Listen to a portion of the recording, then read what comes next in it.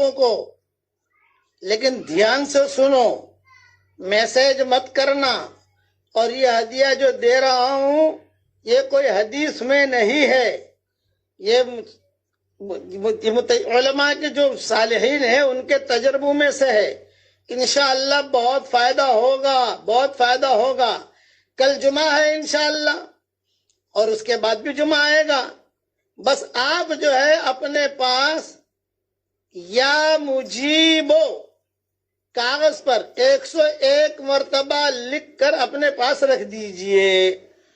بس فائدہ کیا ہے؟ جب بہت مال ملے تو مجھے پوچھنے آنا کیا فائدہ ہے. انشاءاللہ دعائیں اللہ تعالیٰ قبول کرے گا اور بہت کام اللہ تعالیٰ بنائے گا انشاءاللہ. تفصیل تو دیکھ لینا میری کتاب بکھرے موتی میں 3 جلد میں انشاءاللہ. لیکن یہ میری طرف سے آپ کو ہدیہ ہے. اور کل کے کل لکھنا ضروری نہیں ہے. پورا رمضان کا مہینہ پڑا ہوا ہے آپ کے پاس، کوئی دن کے تعین نہیں ہے. بس آپ جو ہے کل لکھو، پرسوں لکھو، ترسوں لکھو، ترسوں لکھو، جب بھی لکھو. بس صرف ایک شرط ہے کہ کالے قلم سے لکھنا، بلو سے نہیں، لال سے نہیں، ہرے سے نہیں. جو کالا قلم، جو قرآن شریف میں بھی کالے جو آپ دیکھتے ہو نا، یہ کالے قلم سے لکھا جاتا ہے، اس کی نوعیت الگ ہے. اس وجہ سے یا مجیبو 101 مرتبہ لکھ کر اپنے پاس رکھ لیجئے، اپنے پرس میں رکھ لیجئے، اپنے بیگ میں رکھ لیجئے. عورتیں بھی رکھ لیں، مرد بھی رکھ لیں.